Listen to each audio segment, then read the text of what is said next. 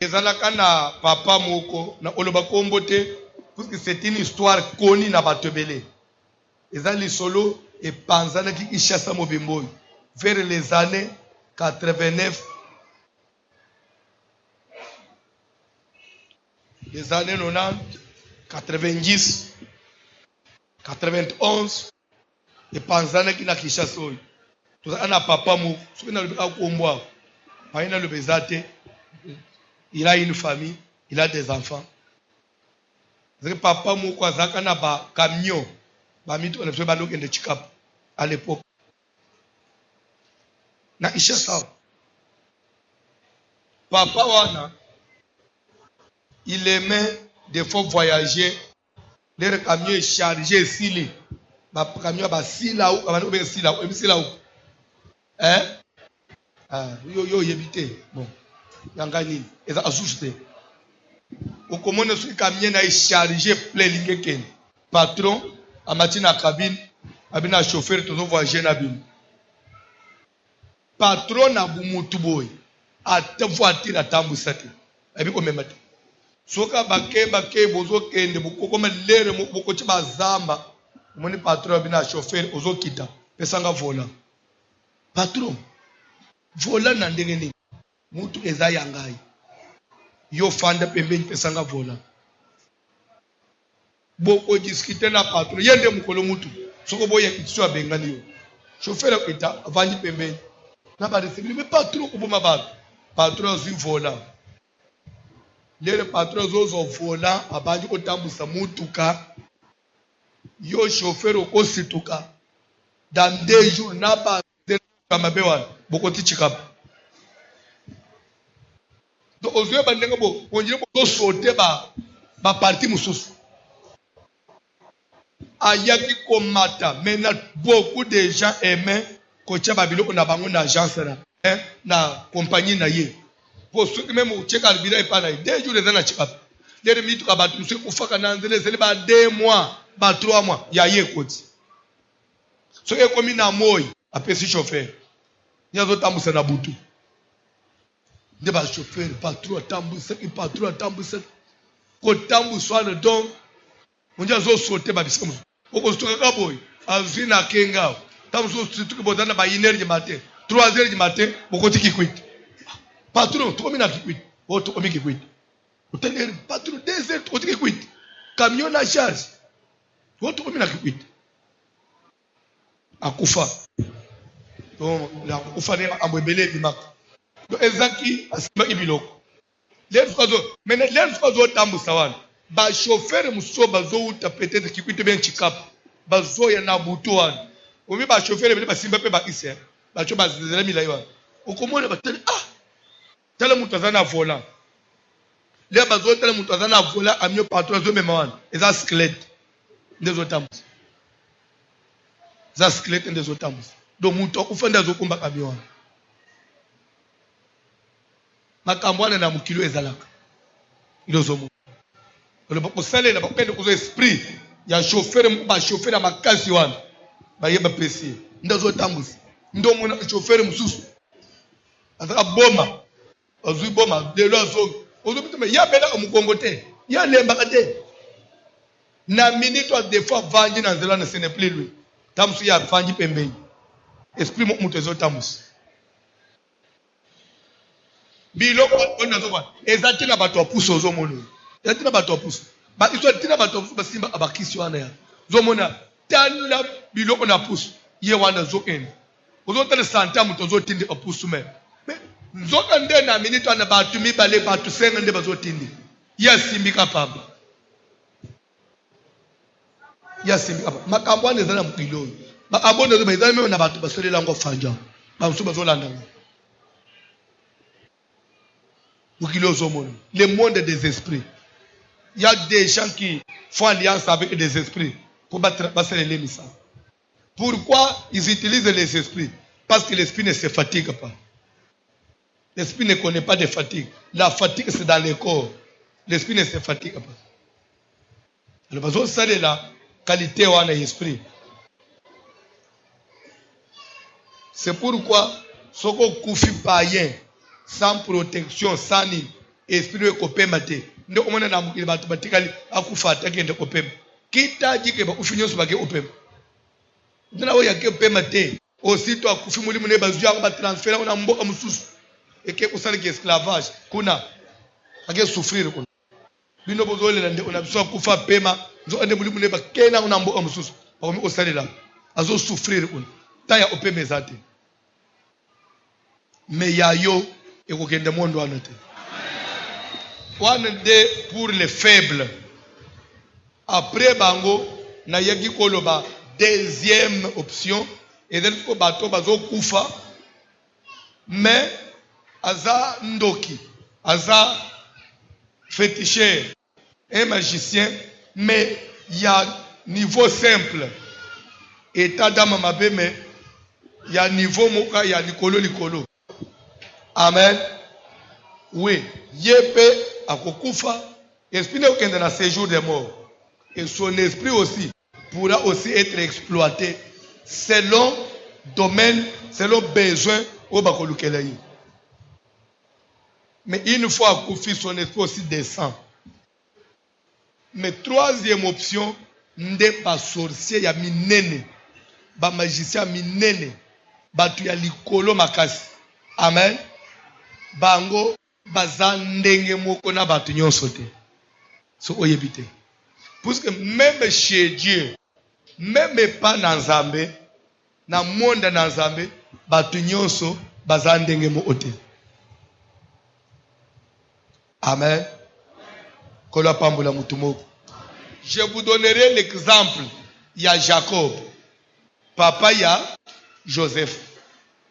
Jacob na moment akomi na Egypte azo vanda na Joseph Joseph azo bokola ye atenga pe Joseph na kukufa na ngai sala tu okende okunda ngai na mboka na biso place oyo bakunda ba papa na ngai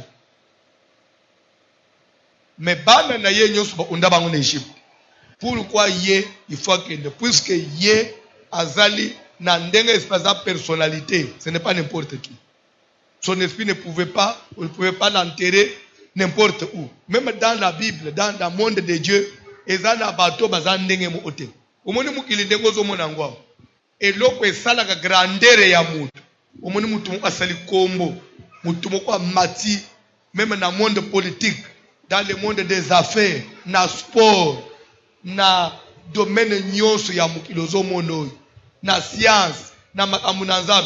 Ce qui fait la grandeur de l'homme, ce n'est pas la taille, ce n'est pas l'école, c'est l'esprit qui est en lui. La grandeur, c'est l'esprit. Quand tu vois quelqu'un exceller, c'est qu'il a un grand esprit.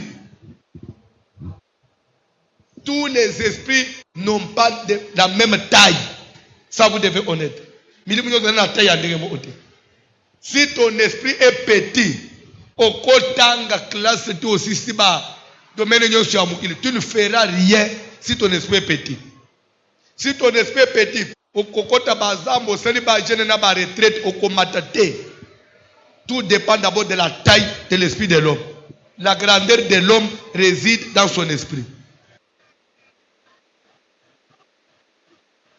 Quand on a un grand esprit, on finit toujours par dominer sur la terre.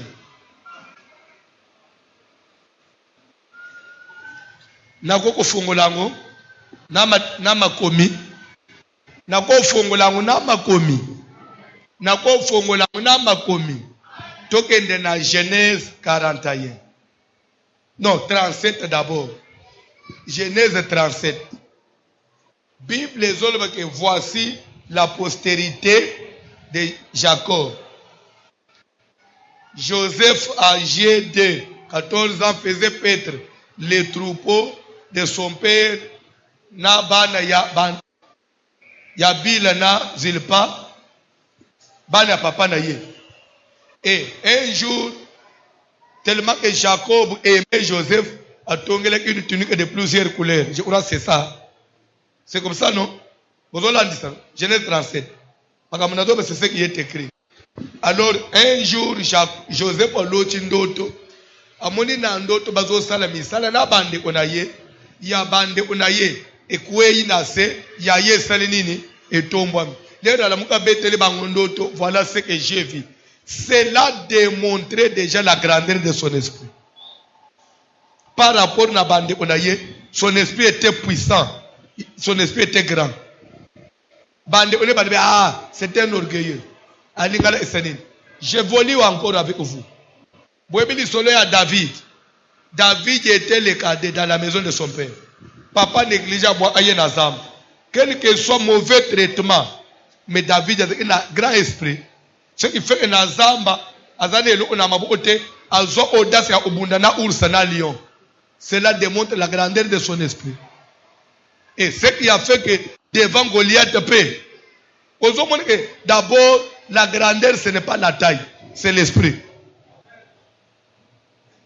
C'est ce qui fait que même les prophètes à côté d'Andam, Babi Missy Eliab, Talambinga Mobile. Prophète a dit voici loin de l'éternel, Dieu ne regarde pas l'apparence. Ne tient pas beaucoup de temps où tu tailles. Moulaïwane, l'eau est dans la cachuanate. Esprit est dans la moulaïwane, c'est un moukeboy. Zampa mon esprit a mouké n'a qu'à taïwan. Prophète, un esprit d'amouké. Asime esprit amouké. Esprit amouné n'est pas nazam. Ndeba utuna papane. Bana n'onyo subango. Ah oui, il y a encore quelqu'un là. Mokwa amouké zanazam. Les réseaux bimabo. Prophète azotane na kacha David. Azo mon esprit mounen. Vous allez encore vous rappeler. Jésus azobota mazana nous bébé. Mais où est le roi des Juifs qui vient de naître? Car nous avons vu son étoile. Il était bébé sur les genoux de sa mère, mais avec une étoile grande. L'étoile Yamoud. Et donc c'est grandeur l'esprit. L'esprit, c'est ce que nous appelons autrement l'étoile. C'est l'esprit. Vous comprenez? En étoile, étoile est l'esprit. En étoile, alors dans le monde des esprits, tellement un esprit mounen, son esprit finira par s'imposer, par dominer. Voilà le premier point. Na ozonge le sous-parti, il y a influence esprit. Na point mo ezoya, so ina liki point onazana. Tika zamba pambula mutumoko. Tika zamba pambula mutumoko. Je disais ceci. Même na mo so mutu akufi, Satan a tenir compte de la grandeur esprit. Et c'est cet esprit-là qu'on va exploiter. Esprit, il y a il y a des personnes ordinaires là.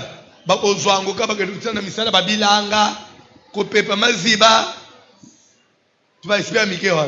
Donc, on a besoin de faire un bilanga. Vous savez pas comment c'est. Monsieur ende ulungula baneshi na poto na babalabala. Ulanga baneshi na mama liliwan ulungula ka baneshi. Kotonde unabuso kufa pema. Ndio ulungula ka baneshi. Kokufa libanda na Yesu. Mais d'ailleurs, peto kucha tembe bilo ozolo banda zozo wapi. Melere tozo tanga parabole ya l'homme riche. Bible ezolo bake l'homme riche lera kufi le fait enseveli. Arrivé dans le séjour des morts, il leva les yeux et vit Abraham dans les seins, vit Lazare dans les seins d'Abraham. Tandis que lui, de la côté Yazalaki, il était en proie au tourment. Vous comprenez? Il y a une katina mitungis, avec une katina souffrance. Azobele l'Abraham, azobele père Abraham, envoie Lazare pour qu'il trempe le bout de ses doigts dans la maille à rafraîchir un galolème. Abraham a dit moyen, mais puisque je souffre ici cruellement, souffrance, on souffre cruellement, et il fait l'ôter. Et dans une souffrance à ces jours de mort. Jusqu'à là, il fait le nom de fungomité. C'est qu'il y a des gens qui sont morts, mais qui souffrent cruellement. Souffrance, moi, je ne sais pas si c'est là. Moussous pétang, là, Moussous pé, na mukiliao, à l'équisabat, à bomabad. Anyokola bato empoisonna bado bato ana bakenda bafanda bazozela yo jour ozobimisaka kelongi kuna yo elombe mu bumi ya bato oye père biso to elise yo zali bango kotika na libela ba récupérer yo je vous jure makambo na zo c'est biblique ba récupérer yo ndeko samba wana nde tribunal de bande na ko bimiselongi na kashomba na moko.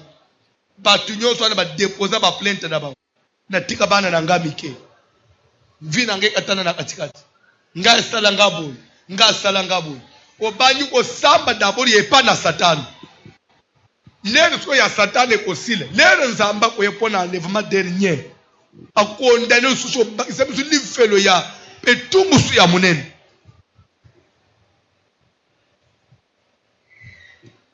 Pour l'information, pour justifier on a zoloba, na kolobango, Genèse chapitre 4, bandana verset 7. Tellement koloba tanga. Tozo élément mokwa. Au moins ibilo yo so beza na Bible, mais yo tanga analoyeke. Donc Genèse 4, rapidement papa John. Bandana na verset 10. Pour to gagner temps. Genèse 4. Makamyo nazo tanga sa. Na puisa anga na Bible. Na brochure te.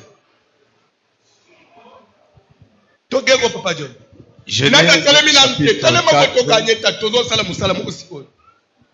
Genèse chapitre 4, à partir du verset 10, nous lisons au nom de Jésus de Nazareth. Oui. Et Dieu dit, qu'as-tu fait? La voix du sang de ton frère crie jusqu'à oui ou non?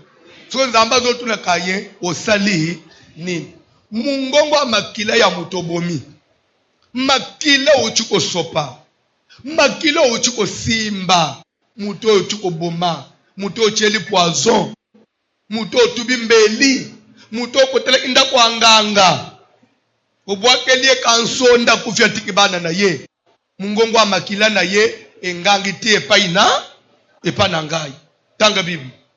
Maintenant, tu seras maudit de la terre qui a ouvert sa bouche pour recevoir.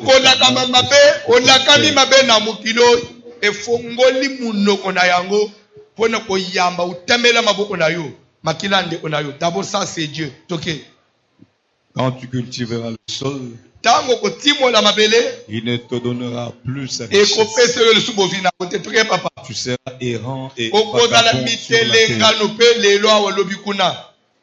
Caïn dit à l'Éternel, mon châtiment est trop grand pour être supporté. Voici, tu me chasses aujourd'hui de cette terre. Je serai caché loin de ta face. Je serai errant et vagabond sur la terre. Et quiconque me trouvera me tuera. L'Éternel lui dit, si quelqu'un tuait Caïn,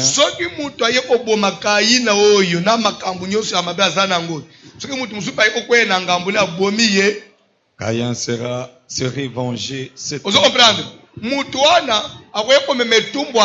Cette fois. Vous comprenez? C'est-à-dire que si ma ya oboma mutu, si ma usimba makila mutu, mikumba na ye olanda yo. So nzamba zo éviter, Caïn lokola zana ngambu na ye, akenda na ngudi mu utina suka. Soki mutu msai oboma lisusu ye, yenda komema mukumba ya Caïn. Nde nzamba che Caïn lembo na ilongi. Po mikufela kaka ye mu akenda osamba, no mutu msai oboma ye, po Caïn sko ngambu elungwe pa Caïn, ekende lero ozoboma mutu. Ozomema mikumba ya mutu ane pa na yo. Okokende osamba nango. Pour dire que la vie continue même au-delà de la mort. Après la vie ici, c'était makambo zoko balisusu. Nzamba zo banga mutobo makaye. Suku mutobo mikaye. Hey. Mutu ana konyokwa akomema itumbo wa mutu cette fois. Togei. Na cheye elembo. Akokende te akomikufele ye moko. Tanga Bible papa. Et l'Éternel mit un signe sur Caïn pour que quiconque le trouverait ne le tuât point. Comprendre? Nzamba chele mukola ate kutani na mutu mumeli jambo ate kuluna atala ayi vie le kana. Amen. Alléluia. Ndeko moko le bakalibabe ya bulo. Talika ka libabe ya bulo le kana. Kola pambola mutu moko. Fanda na se.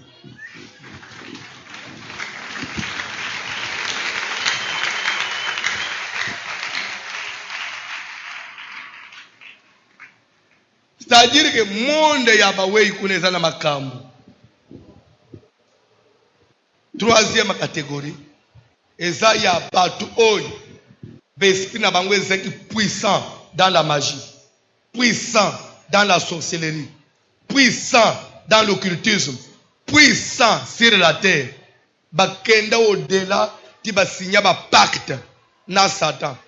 Nde place na zone belamini si les révéla. Batu wana ata kufilelo akufite. Pourquoi? Pour votre information. Amen. Alléluia. 1 Samuel 28. Papa John, vous avez dans verset 7. Rapidement. 1 Samuel 28.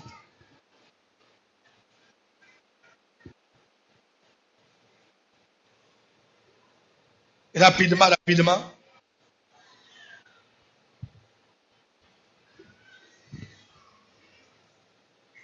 Et Saül dit à ses serviteurs, cherchez-moi une femme qui évoque les morts.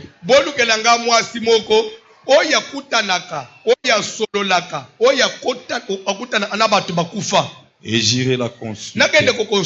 Le serviteur lui dit, voici, à Andorre, il y a une femme qui évoque les morts.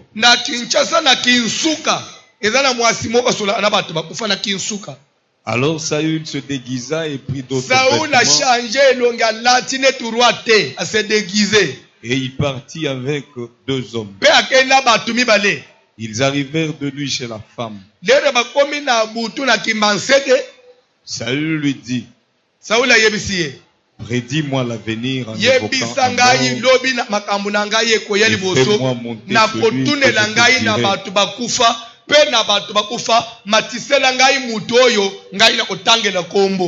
La femme lui répondit, voici, tu sais ce que Saül a fait, comment il a retranché du pays ceux qui prédisent l'avenir. Pourquoi donc tends-tu un piège à ma vie?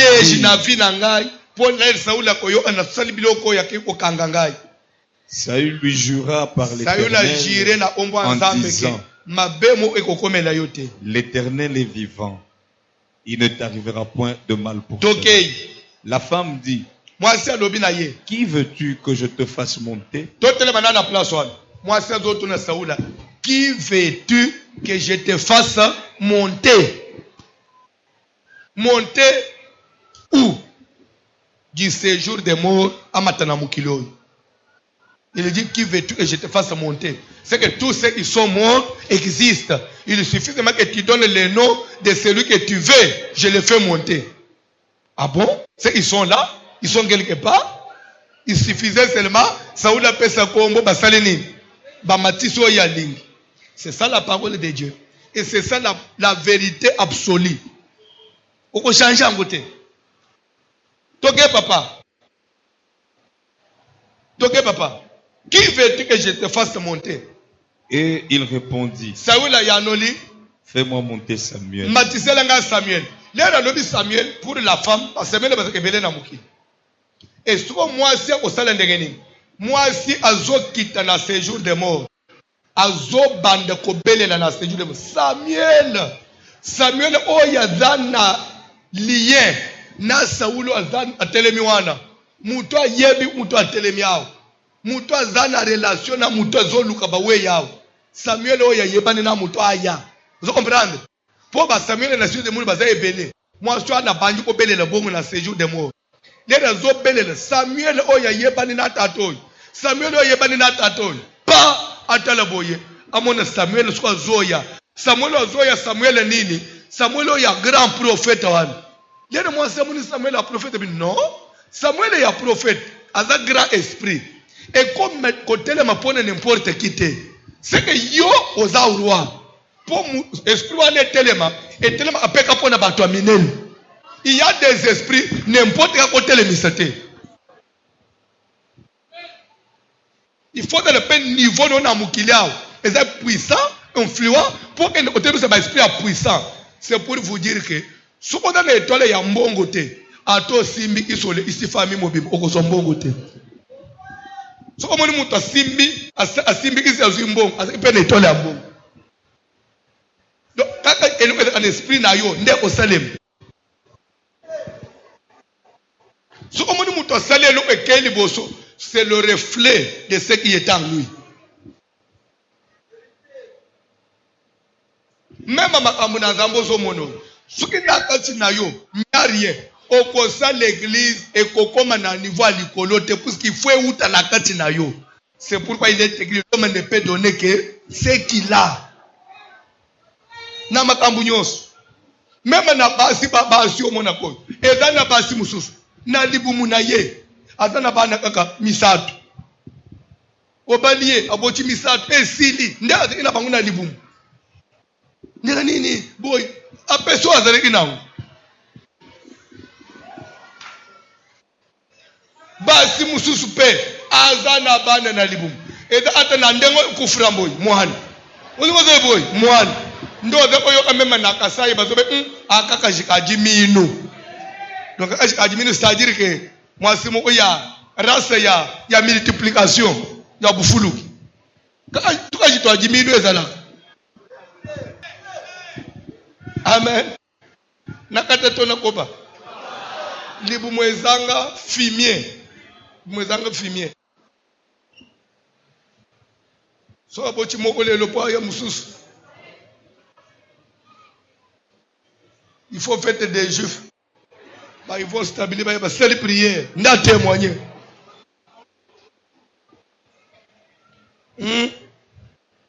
Ndega mupena mibali. Mibali musuna kati na ye bana bazate ya ko luka akauka na kati uzomoneka mubali na mandefu eloko te kata mandefu frere za ya pamba longo lango mandefu inutile onja antaba biloko bato ebele bayebi yango te ya zomona akona zwi mubali ona zwi mwasi bato ebele bayebi monde des esprits te mukileza compliqué eza neloko asika mutu kwa porte ta paro nzamba cheki na kati na ye mwasi wana lobi Samuel nazobenga kombo Samuel oyo ayebani na mutu tanga Biblia papa na komokelo oshite place wana tole ana prière na vangi sama amtole ana prière. Lorsque la femme vit Samuel, prophète, elle poussa un grand cri. Pardon? Elle poussa un grand cri. Et elle dit à Saül, pourquoi m'as-tu trompé? Tu es Saül. Tu es le roi Saül. Le roi lui dit, ne crains rien. Et que vois-tu? La comment oyebike za roi kuna omoni talana lena zobwana Sauli ya zomonelo ote mais mwasi ana zomona na acha monde on nini nalingana lo parla tala mutu oyo azana bomo mwasi oyo maza capable ya kokenda na séjour de mort komona bato bazakuni pe azo vivre na mukilo makita kuna mona abato bazakuni panda azana na bomo omoni mutu ya boy même akufi son esprit n'est pas ordinaire et que c'est Namoutignos, parce que déjà de son vivant, elle est entrée dans le séjour des morts. Même à Takoufipé, son esprit est capable de rentrer encore travailler dans le monde physique. Dans le bateau Koufi, à cheval. Il est ici, il est là-bas. Nabuto alaliuna, na moya zana kinao. Azo baluka na bamba tonge wana na ba rompo ya milele wana. Keba, c'est pourquoi ceux qui vont y habiter, ba journée ya ba weekend, oyo mona des fois transport comme batu batonda na ba rompo mususu, ba uchi wapi batu. Mikolo nyoso baza wapi. Il y a des revenants batambola ba jour mususu. Mutu aza enseigner, mwana na zamba solo. Kobima na ndako. Il faut de la destination bien définie. Je sors pourquoi et je vais faire quoi. Et après ce que je vais faire, je rentre. Au moment où tu as vu, mon peuple. okokutana na milimu ya basimetiere oyebite. Tala nanu Satan bazokutana na nzambe zambazotuna Satan ouchi wapi. Sike na kotambula boy mutu fodere na plaza awutezo ken. Nzambe tokei mema na mukanda na Genèse. Nzambe akutani na Agar l'Égyptienne. Lera Agar azuizemi abanje soko chola Sara po ya zuizemi. Lera Sara maltraita benganiye. Agar na Zamba yatuni Agar servante de Sara. D'où viens-tu et où vas-tu? Ouchi wapi pozo kende wapi? Ndakaro bi no nazoki me loin de ma servante pour ta do maltraiter ngai Zamba bite zonga va t'humilier sous la main de ta servante. Ngai pene osolana ye tika ko tambula uzo tambula okenda ka wapi okote lao obimao uzo ko bimanda ku 2h du matin 1h du matin ouchi bar na be esprit wana ya bangande ya ba demo na ba sia ndumbo bini na bangu na boîte ti oyena okoti na anda omati na mbeto zo mato bebe ya mukaza na mbeto uzo na ba esprit ya balabala oyokola na una mbeto mwana komi ko nganga na butu bana bazola la subiete nanda yena ba esprit onanda soko na vino ya désordre ya mobulu wana obaluki baluko moni erele lala libanda na milimu no wana le isabi pepe no wana libanda ko mema nguna ndako mubali mabe azolanda ngape bolongola ye na sepela kana voiture me o change apeto zo sepela nanga makamuna ba osalela kate so zo sepela nanga nini na za musicien na betela olindanda lokola David abetela asoula lindanda soula change ate azo sepela na musique azo ngabuma muto azo betela musique ne bakinwa ozo sepela nanga ozo tepela olanda ngai me ofinga kangai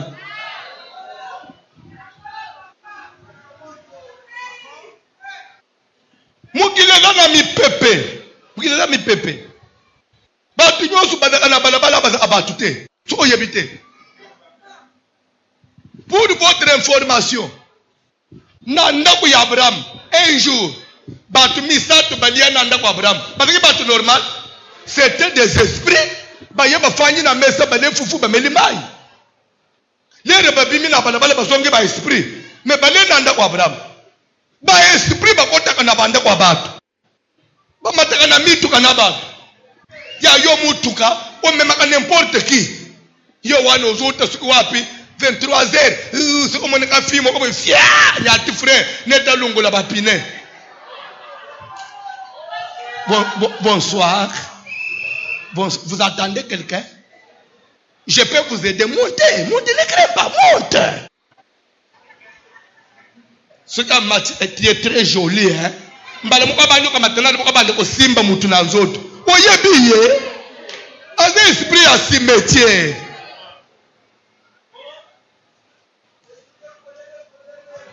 Osimbi kuna étoile no ya mbongo bakena.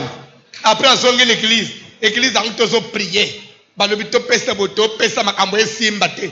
Eko simba na yo vima beoza nango.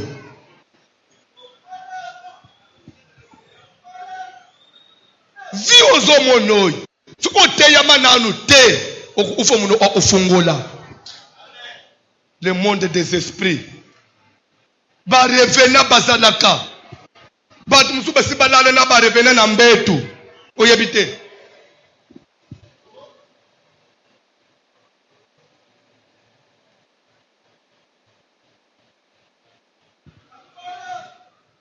Olingi na matisanani Saül. Lere babengi Saül adomba. Mwasangange. Yoza Saül. Namoni muto Saül atuni omoni nani azoya. Abi je vois amonini. Je vois qui, ok. J'ai vu qui. Je vois un Dieu qui monte de la terre. Alors, je vois un Dieu. Samuel, un grand esprit.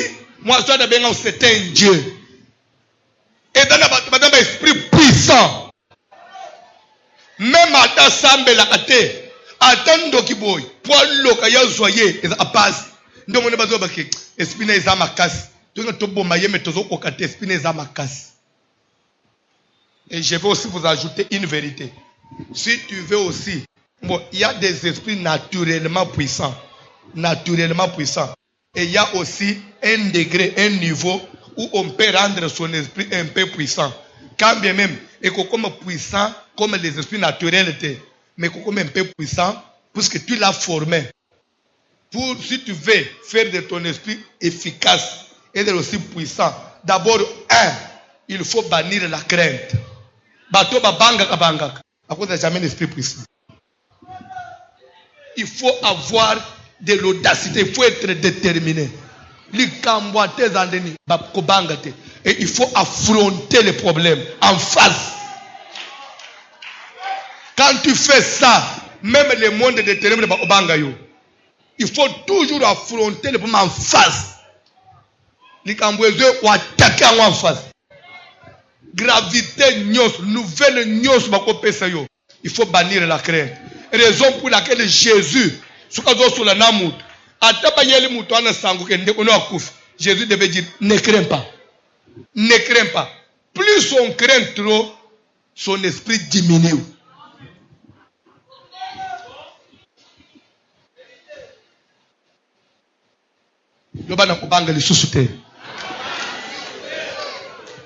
Mutu alengisaka yo te. Mutu ndenge tota na mukili awo. Mutu nyonso ozomona aza ekela muneti yo. Mutu aza na mukili na poshi na ye aza te papa. Ozosakana na ngai na kosukisa yo. Na ndenge nini? Toloba na ndenge nini? Yo, tu me connais toi? Tu me connais toi? Na ukonetre on ndenge nini na télévision te. Tu me connais toi? Tu connais bele wapi pole na journal ya RTNC te. Le kata na journal to yeba yo as. Papa, na journal ya RTNC ale kata. Tu me connais toi? Tu connais bele wapi?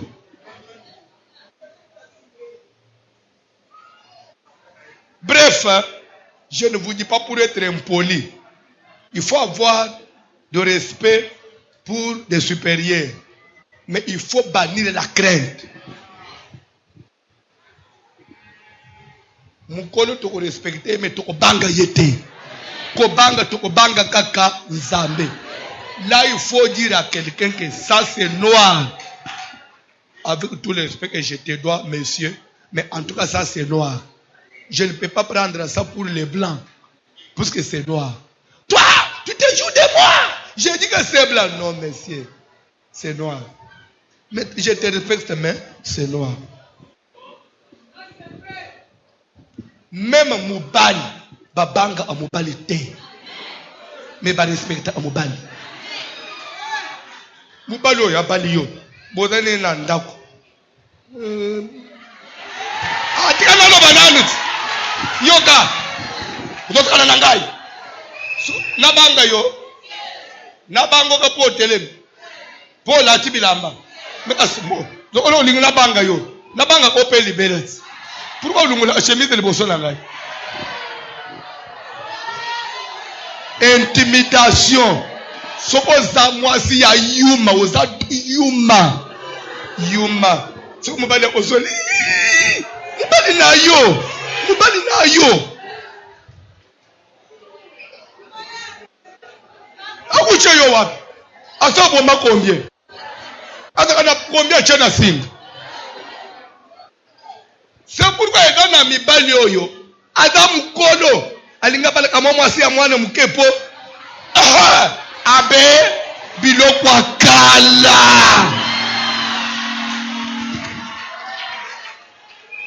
Il faut que moi, si on y a besoin que ça m'oublie dans cela, mon mari passe. Tu te moques de moi. Je vais te taper. Impoli.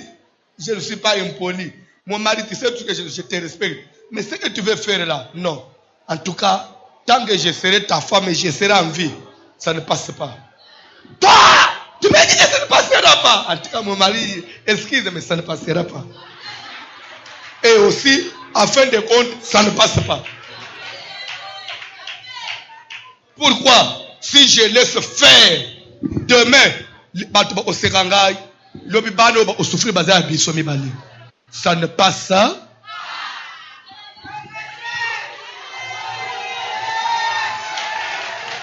Ba mama longola ko banga. Oko banga yeti wapi? Tala nalo liboso. Ozo banga nini? Azana maseke. Na bitala nalo. Ozo banga nini? Tala nalo mubali nayo. Azana maseke. Nalungo po tala bien. Akodoyo. Tala nalo. Maseke za wapi? Tala nangambu kuna. Isangabu tabela maseke likolo.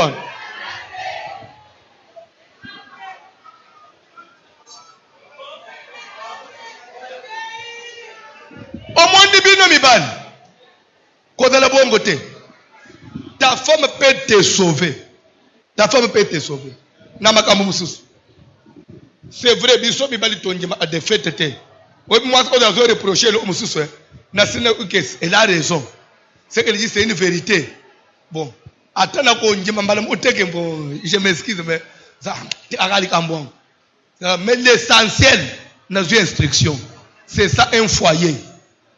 Mais mubalo alinga akako abe A B OK c'est ça la femme. Non. Akomemo na libulu.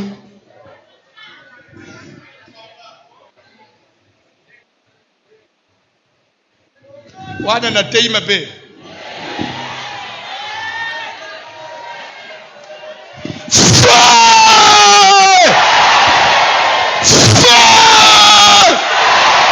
Egana milimu batu bakufa. Me milimu na bakweze anakati andako. Eze anaba famille. Eviva anaba veni. Na zana besoin prière tozo salelelo. Milimu nyoso etambolaka na circulation na yo. Eleka na parcours na yo. E visitaka yo. Camarade wana tokunde ye bandeko. Amatika na cimetière. Azona ndire biso na cité pona nini. Bible ngo moko le bete pas de relation entre les morts et aza kone na biso pona nini. Aza kone na biso pona nini.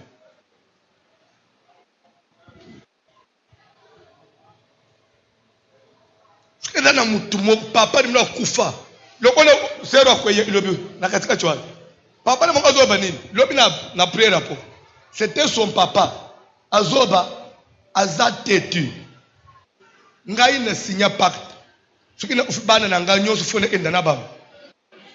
Bafuta nyongo. Ye nana memi yao. Nana isi église. Olia ya taye moko amemi bana na ngai nyoso awa nazo okasusu te kubumba bango. François yebisa abimawa na boma bango moko po nazana kimia te bazo tunanga bana no baza wapi yo yawa obombi bana na yo to papa na séjour de mo bazo nyokola ye to anakiso oye bana no bakolana bana no bakebomba mana aseka yele biso bana so yazo okate po mwana ba yawa fe yebisa bango batika ba prière onazwa bango au nom de Jésus. Papa d'ailleurs ou papa ex papa ex maman odalaka papa na ngai lero za ana bomo oso poni ya yo nzela okei ngai na yo relation exacte. La Bible déclare une femme ou un homme il est lié à l'autre aussi longtemps que tous les deux ils sont vivants. Si l'un d'entre eux meurt, Moussou elle est en vie, pas de lien. C'est la Bible qui dit ça. Même à tête que moi si à Libana, toi il lié na bomo. Au koufi lié katani. Moubali no koufi atika yo. Il faut vivre au sein de vie na yo. Ce qui bonne ki na bano, o tika lo bate la bano bo la ban. Mikolo nyoso na ndoto na yo. Ozo lot azana salon. Ozo lot azana chambre. O chelanga maya osokoli. Osutuki boye ndoto. Biloko wana esila. Yebisa ya bima na vi na yo asa kufa bima. Yebisa Bible boyi. Oza sumbana katena uchelo pe maite. Yo pende mususu na ndoto pe uchele pe mai. Après ayena sambe ay pas voici l'homme. Mwana voici mazo uchele bibembe mai na ndoto. Telema likolo na siliki na yo. Mususu ke plus loin, a coucher pe na ye. asitiki pote papa bana zalaki awo bayembi kantike esprit nyos ya revenant ateza ya camarade bolinganaka mingi camarade o copine na yo yende copine na liboso olingaka na vie après akufi pas de lien singe katana mwana classe akufa bobande kuvanda ba moko singe katana abima na ndoto na ngai bayembi kantike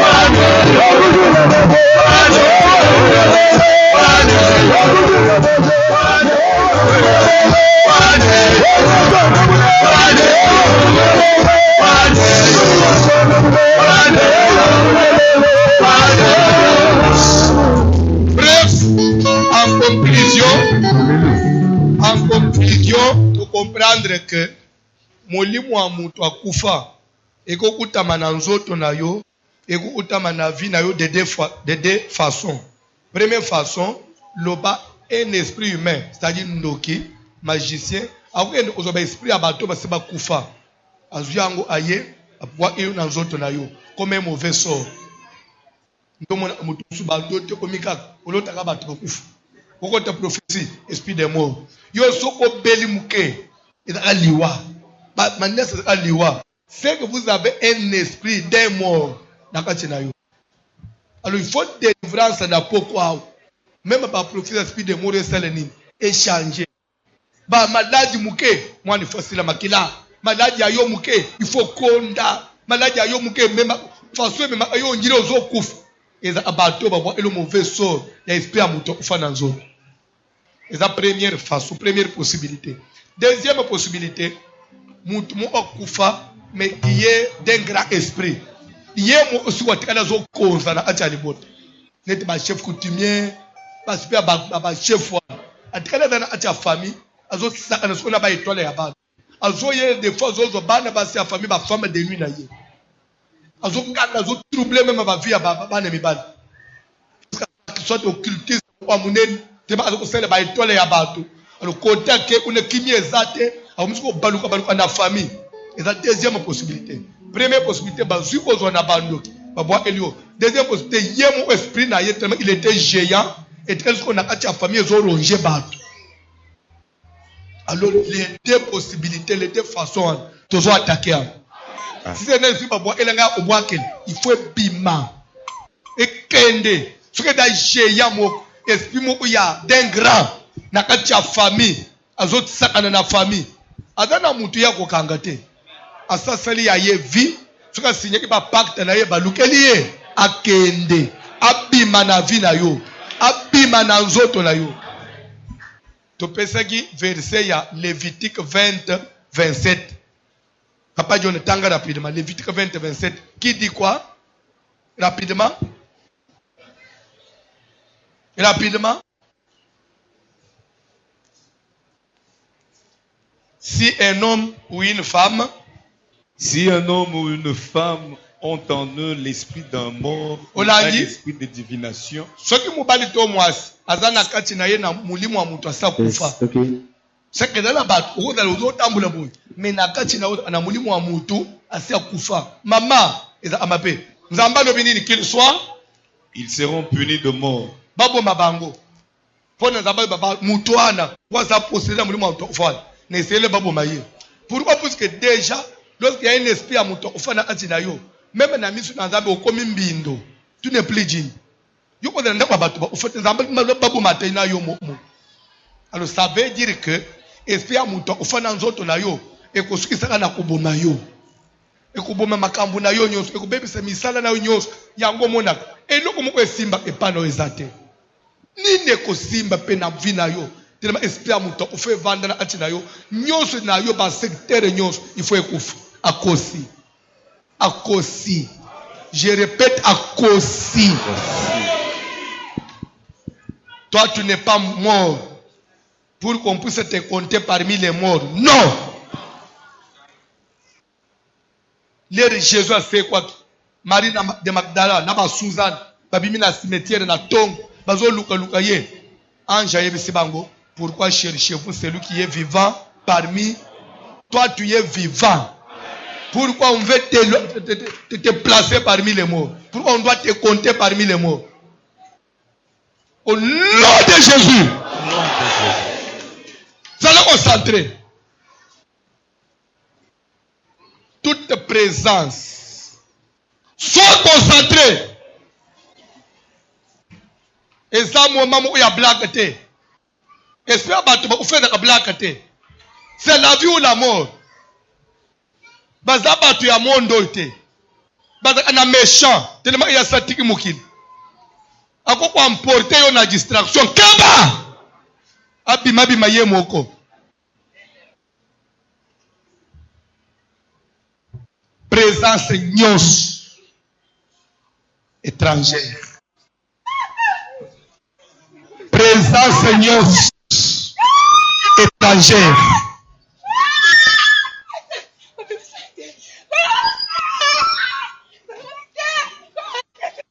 Présence étrangère dans cette salle.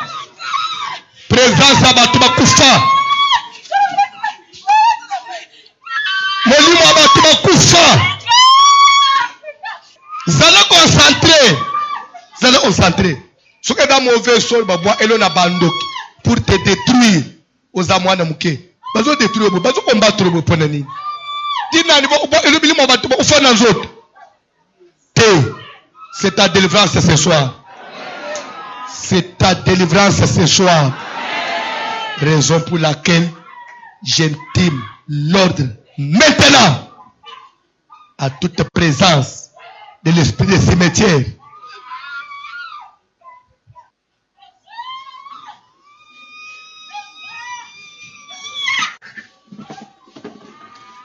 L'esprit des cimetières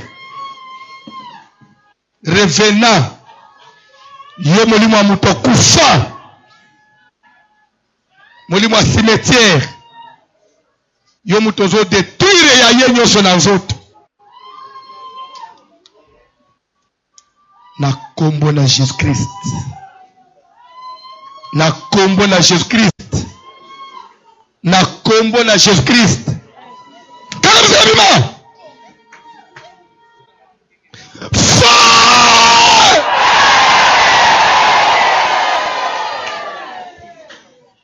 Ozozika akokufa te akozalao akosalela nzambe akovivre okovivre. Amen. Tu ne mourras pas. Amen. Tu ne mourras pas. Amen. Tu vivras. Amen. Tu ne mourras pas. Amen. Esprit de cimetière. Amen. Esprit de revenant. Esprit de cimetière. Moto.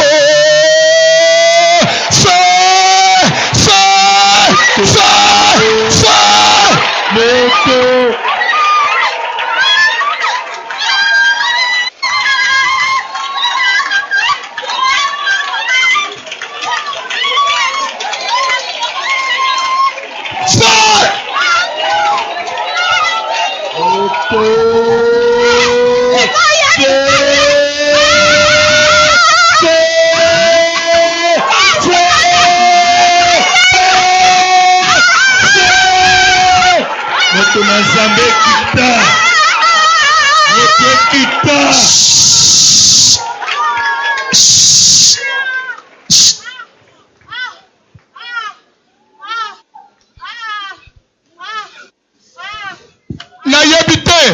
Évitez distraction. Ce qu'on a déjà dans la salle. Il y a des géants. Il y a Milaï. Dans la salle.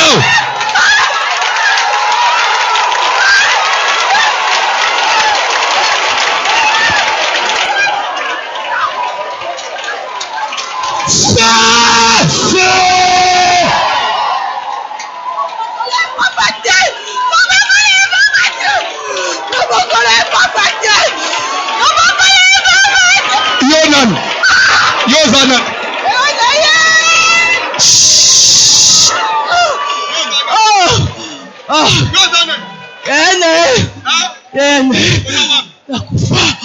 Nakufa.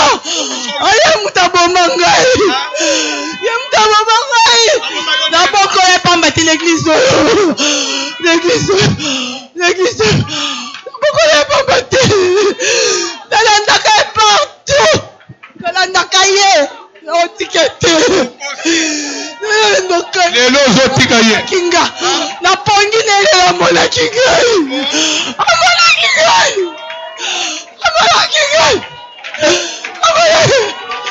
Nalanda kai. Azolinga bota te.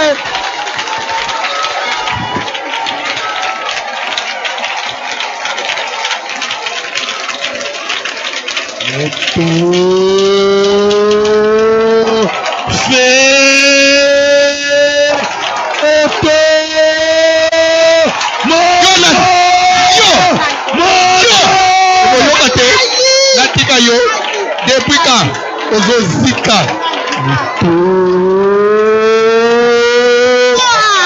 Faut qu'il fait ma femme Pino. Les autres qui payent à ma kufa. Totalinga. Les autres qui payent à ma kufa.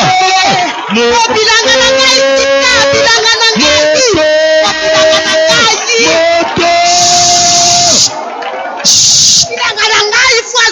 Bilanga na ngai. Oh bilanga na ngai tika. Mwana oyo. Mwana ngai. Ngoi banga pwani. Tosepele. Na famille na ye. Famille na ye. Maman na ye. Tata na ye noko. François tika. Tika mwana oyo.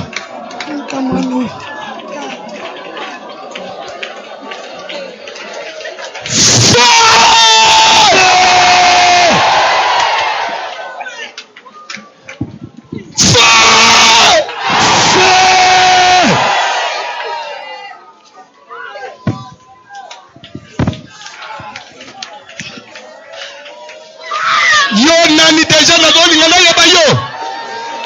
Oli wa cimetière. Esprit à cimetière. Aloko tele yo wap. Bo utana na yo wap.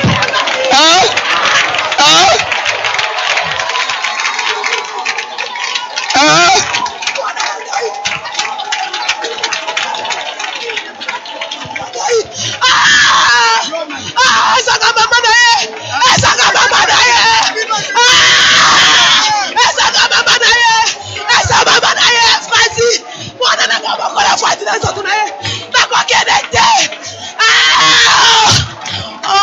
Yozanani. Yozanani.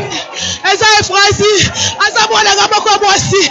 Naswaela dakwaganga. Yozawap. Naswaela dakwaganga. Yozawap. Na sex na ye. Nakufa nakolongwatie.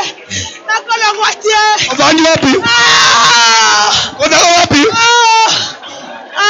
Ovandi wapi na nzoto na ye? Ovandi na sex na ye. Asa mwana na ngaboko. Ifasa ye na ngaboko. Molimo na ngaza na kimete. Bandeko na ngaboko ni ambongo na ete. Yozanani na nzoto na yo. Esa mwana nga moko. Esa ngai Frasi. Esa mwana ngai. Mama na ye. Mama na ye na kufa. Transfert esale mba mukola yebembela nga. Motuna ye. Motuna ye. Transfert esale mba. Ona kota mutema na zelaki ezonga. Nakobima te. Nakobima te. Na nzoto leo fandi wapi? Na sex day. François Kamwano. Tika ye. Naluka ye na pasi. Nabotaka mwana moko mosi. Batuna ye bi mandato na ye. Asa mwana ngai. Asa mwana ngai.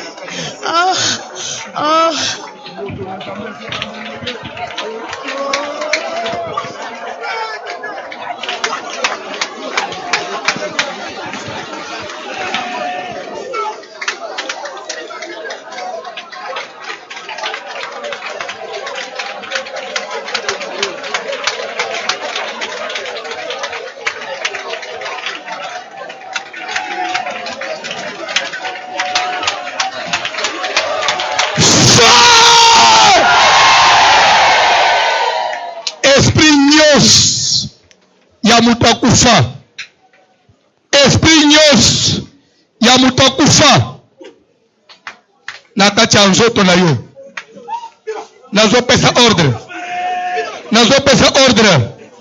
Nazopesa ordre. Nazopesa ordre. Nazopesa ordre. Nazopesa ordre. Esprit à cimetière. Esprit à cimetière. Esprit à cimetière. Esprit à cimetière. Esprit à cimetière. Yonan. Yonan. Yonan. Yonan.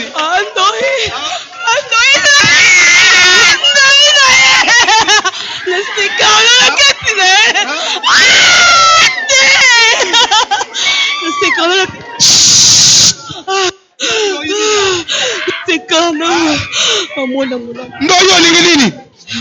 Sasa nae. Ne poser via description comme on est singoti François. Yondoi. Aye musique. Yo zawap. Na kufa déjà. Na kange musique. Comment la bola muté François? Comment la bola muté moino? Comment la bola muté? Okosi. Eza musique. Akomona bonamu. Eza musique. Akomi pembeni. Na fongoli ye. Yo molimo andoi. Yamba moto. Epi andoi ya kufa. Epi andoi. Epi andoi. Moto. Moto. Epi abandoi. Moto. Moto. Moto. Fire. Fire. Epi andoi. Ezika. Ezika. Epi andoi. Yondoi na ye. Moto. Moto. Moto. Fire.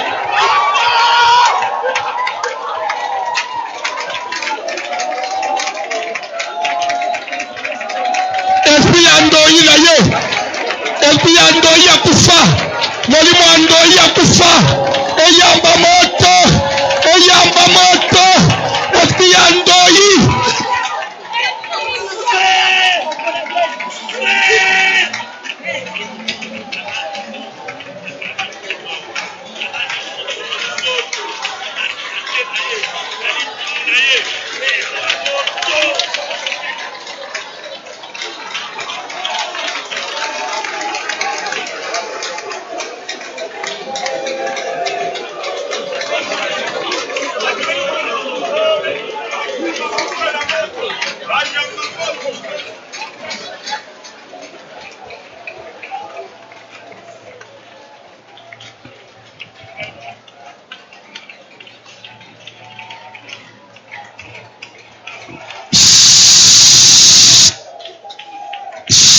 libandawa meme nakati zoma bo mbele cheli kola moto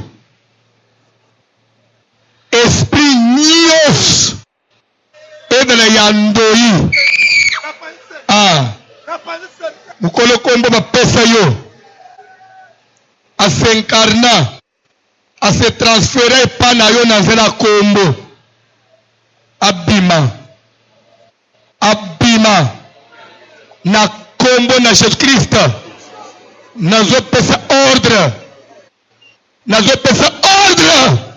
na batransfere nyonso esalema na nzela kombo eyamba moto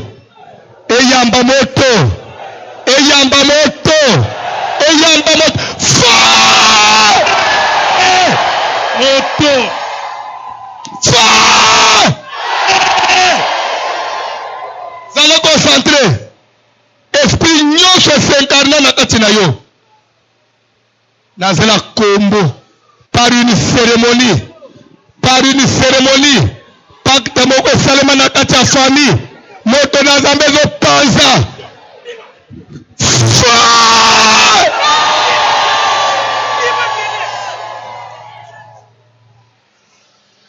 zala concentré molimo ya cimetière ezonga cimetière molimo ya moto akufa ezonga cimetière ebima na nzoto na yo ebima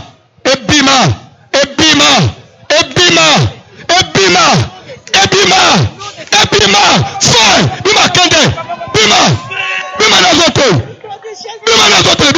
bima yo nani bima ozo kende bima fire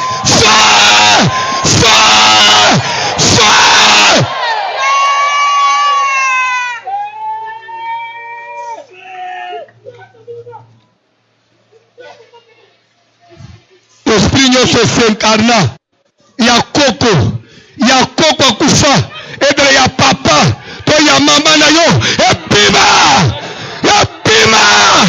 ekanga bisaka ebima yamba moto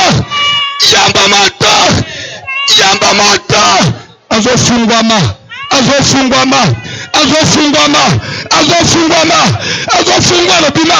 bima na vile ye bima na zoto na ye bima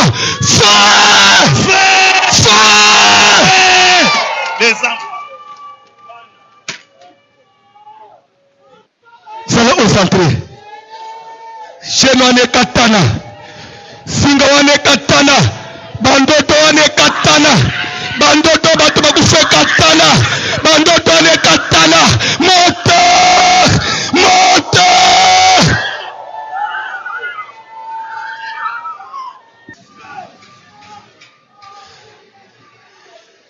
bandana nukobelela moto na Nzambe na nzoto na yo tosambeli na ombo de Jésus.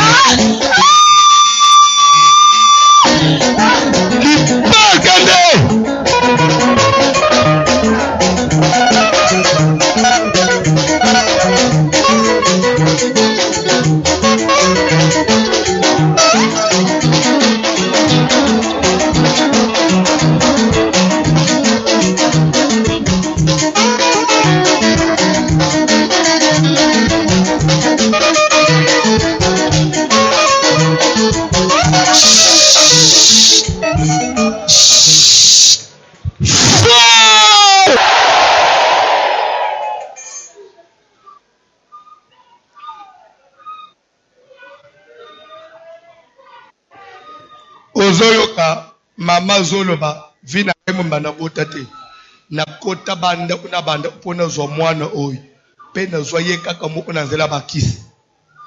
Alors il fallait na kufa na baliansa na sala j'avais exigé mwana na ngazana koya ye na kufa te na 50 nde na sa transférer pa na ye na zana atia nzoto na ye na vangi précisément na niveau 6 na ye kwa sala la ngambongo akuvanda na mobilité na zana 6 na ye asala mbongo na futa siko banyongo na monde spirituel kuna na simba kuna papa na bango asimba kisi ya léopard bazana nunusa ya léopard na ndako papa mdo papa atia mwa dese moko abitoko kende tetange nunusu wane za na ndako eze esprimba ya léopard tofanda anandako na simba kuna papa simbi kisi azu esprit asimetere chena mwana ebatela mwana mutu ana papa na mutu achanga ya François ngana bimia na boma papa na bana kananga lelo nepso weekend ubuma ye poye mutolo ekimakambo tika mwana batu so kende usilana nawe yakananga kende ukileza makambo ebele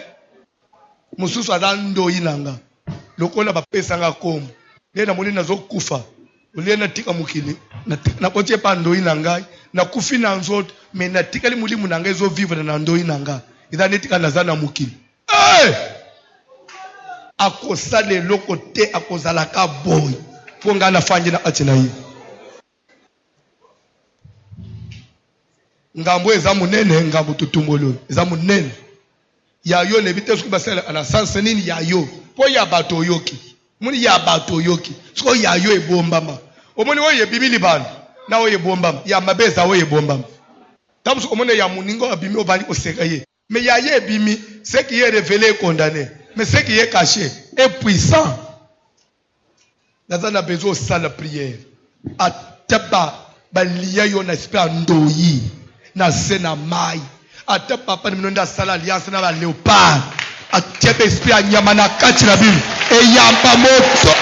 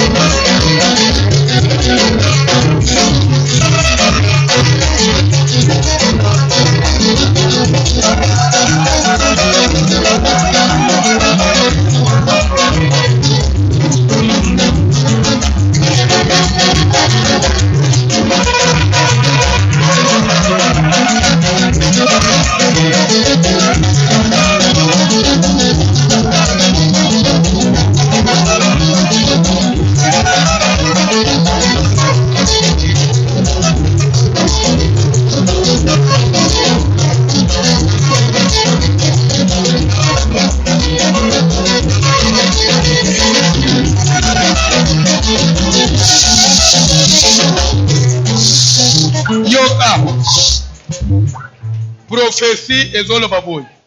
Mon esprit de mort et se transféré par le protocole. Babi protocole mo kwa bimate pasteur assemble ba protocole nyos sur notre protocole mo ozo kufa dans 2 jours. Mon esprit de mort et siliki et coach na ba zo simba bato. Bali ba assemble ba tu nyos. Nzamba sengi service oyo ndenge to na délivrance boy. Asengi to ende tifete des juifs. Alobi bato ufungwa ma. Tito on m'a fait des vie à battre au fond. Nous avons surtout un système à prier, il y a délivrance. Kobi mate, bande et dans la libanda, au moni yo za ozo ye ba ambrika na salete. Esprit de mort se manifester ma casse. Même na balabala wa. Esprit de mort se manifester avant bima, il faut bénéficier d'une position de main. Et tali yo hein, muto atembe. Tali yo. Simbo frana na buku amubali kobanga ndete simbo frana na buku amubali bakosi bakosi je nyonso basala yo na nzoto tososoli yango deja bakosi. Ah mais mukili foko banga webi mama se transfera azoba na vangi na nzoto ne précisément na niveau sexe lera zobi mana mobali na zobenda mbongo nyonso ya mobali wana pona futa banyongo nanga. Babenda yo tout frère, babenda ya yo nyonso sikoyo ozie ko amburie nga yao, babenda yo sikoyo otala nga yao babenda yo tout ay ovanda onjire innocent baserviteur bachoko sambela sere mo kwazawana chef kutumia zoba na kati na papa na bango atekela nga ye soka futi sacrifice a monene te na église na zoboma ye zana papa mate boko expliquer chef kutumia lobi na kotika yete afuta sacrifice na église avant na bim sinon te na zoboma ye po papa na bango ye mtu atekela nga légalement